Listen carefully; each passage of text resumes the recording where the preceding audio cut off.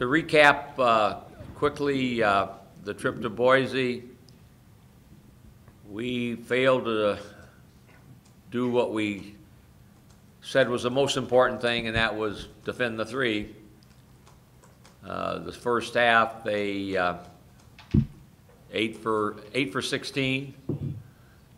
Duncan, who does nothing but shoot threes, had back-to-back-to-back threes on us, and it was a huge piece to the game. Second half, they only had 2, but they came at a very, very important time for them and a bad time for us. And that's what good teams do when they win. When another team makes a run, they find a way to stop it. So we cut it to 34-30. And they made their only 2 threes of the second half the very next 2 possessions. And it put it from 4 to 8. We had a basket by Winston in between. So that was a huge piece of the game. We guarded Derek Marks, who it will either be Marks or Nance as MVP of this league in all probability. We guarded Marks as well as anybody's guarded him all season. I believe he had about 9 points until the last 2.5 minutes of the game where he made free throws. So our plan on him was good. But they played better than we did. They had an energized crowd that helped them, and we weren't able to go in and sneak out a victory. We now have Wyoming coming to town, a team that we went into Wyoming and found a way to win. And it's a huge game for both teams, probably more important for us because it's a home game.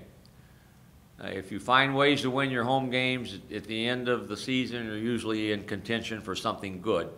So we need to do what we've done, protect home court. And it's easy to say, and not always easy to do. They're very well coached, and they're a very good basketball team with a lot of veterans that have won a whole host of games in their career. So we would anticipate a great game. We need a terrific crowd like we've had, and find a way to get a win. And I'm sure it will be a tight, close, hard-fought game. Anything for me? Coach, what's the difference between Wyoming with Larry Nance and Wyoming without Larry Nance? Well, they're probably not as good, I would say, without Larry Nance. I would say that if there's anything possible for him to do to play, he will play. So we're planning on him being in the lineup, and they will play no matter whether he plays or not. And sometimes the first game you don't have a guy in an important game, although they didn't have him against Air Force and they weren't able to win. But I would say that as a result of Air Force, that all of them will be on red alert no matter who's out there, to where they have to play significantly better. And I would anticipate that they would, with or without Nance. But obviously he's a huge, huge piece to what they do. Coach, are the players aware that first place is on the line, or are they still got blinders on that this is just a game, just another conference game? We're acutely aware of where everybody is. And the only people we need to really worry about is ourselves. But trust me, they know that we're tied with New Mexico, or with Wyoming and Boise on the loss side. And lurking 1 game behind now is Colorado State, I believe. Yes, we know that.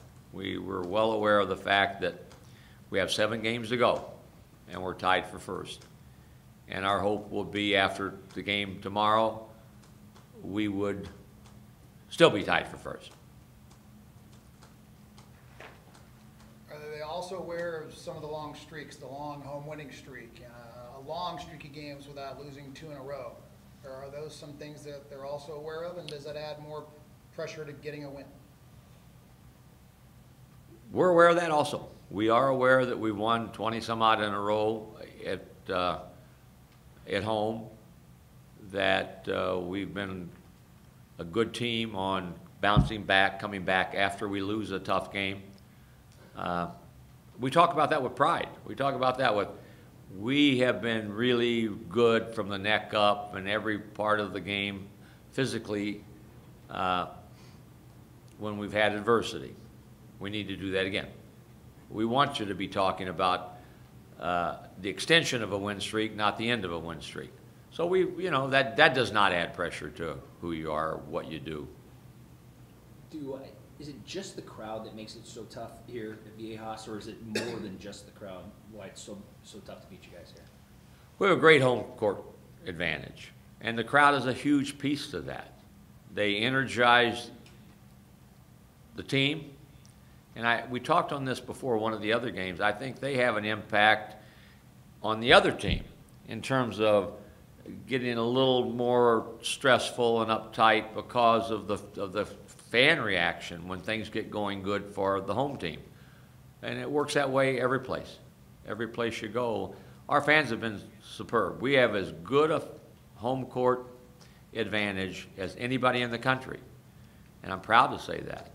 And there's some really good home courts in our league. The two best over the last 5 years have been ourselves and New Mexico because of the fans. And Vegas has had it. Boise had a sold-out crowd when we went up there to play. Had a huge impact on the game. We drove the bus up an hour and 45 minutes before the game, and they were lined up to get in. And it's helpful. That was the biggest crowd they had had since we played there 2 years ago when they beat us then. So it has a great impact on what you do. Colorado State, when we played there, they had their whiteout and they had a sold-out crowd. It means a difference whether there's 2,000 in there or 12,414, just the travel and everything that goes into that. I think that all factors into why life on the road is harder for everybody. It doesn't matter who you are. It's harder for everyone. And I have to ask you for the 8 p.m. tip-off. I mean, you're on the East Coast. Nobody can see the Aztecs. I know you guys aren't ranked in the top 25, but I mean, just to see kind of how good you guys are and the potential you guys have. Do you like these 8 p.m. tip-offs because the whole country can't really see you because at 11 o'clock people on the East Coast are going to bed? I said this before also, if you had a perfect world, we at San Diego State, for our benefit, every game would be at 7 o'clock, every game. Then you get more crowd, the young kids can come and not say, well, we got to play hooky from school or leave at halftime. But it's not that way. So we want to be on TV, we all do. So you can't complain about it. If you complain, it does nothing other than give yourself an excuse as to things that might not happen the way you wanted to. But you play. We played Wyoming. It was a 9 o'clock tip-off in Laramie.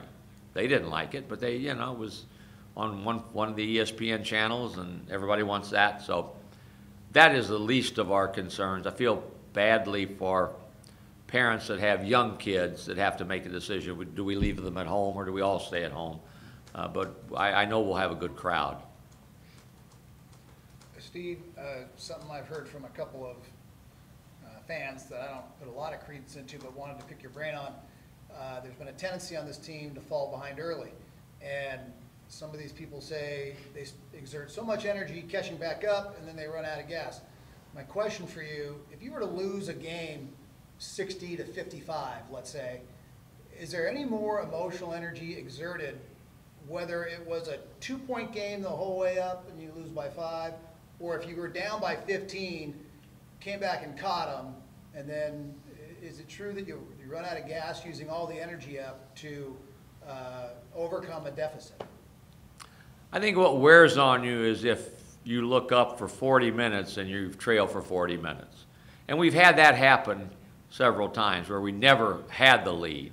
I think that takes its toll from a mental standpoint, and yet when you make a comeback, you should still be filled with energy. When we cut that lead from 17 to 4, we were energized when that timeout was taken. And they made a couple of good plays. Those shots, one was too easy, and the other was a hard one that they made. So sometimes good teams make plays to recapture the lead. I would rather lead for 40 minutes. I think if you trail the whole time, I think that might have a little of a mental or an emotional impact on you. But I don't know so much about running out of gas, how that factors in. It's always harder on the road to come back. Always harder on the road to come back. I was watching Lon Kruger's game last night, and I went out to pick up something for dinner, and I think Oklahoma was 12 behind Iowa State. I came back and it was tied, and the next thing you know, they're 12 ahead. They were the home team in that one. Those swings, and you ride the crest of those swings a little easier coming from behind at home than you do on the road. They're harder to come from behind and maintain and get there and stay there on the road. Not that people don't do it. Good teams find a way. Fall behind, you find a way to win. Coach, is there, they have two players, obviously, who have mono. One looks like will play, Herndon, and Nance is still up in the air. Is there concern, given how big this game is, that your players could be exposed to, what's considered maybe the most contagious or one of the most contagious diseases out there? Larry Shyatt, being the good friend that he is, I may have to talk to him and say that we're going to get the health department in to talk about if they touch the ball, then we have to stop play and wipe the ball off. That would be one thing I would suggest. No, that's not factored in. And I'll tell another old story. We played at Indiana when Juwan Howard was a sophomore, junior, and he had the measles. We thought he might have the measles when we got there. Their team doctor evaluated him, said he's got the measles, but go ahead, he can play. He played the game with the measles, so that probably was more contagious than the mono. So I pray to God you don't put that in the paper, or guys will read it and say they can't get close to Nance if he plays. So. They just wear the gloves, right, Steve? I'm sorry? They just put the gloves on, they'll be all right? Well, some people say it seems like we're wearing gloves when we shoot the ball, so I don't buy that theory. We don't wear gloves either. Oh, I don't even wear a coat when I go to Laramie, so. That got it? great. Hope to have a good crowd tomorrow, so thank you for coming. Thanks, Coach.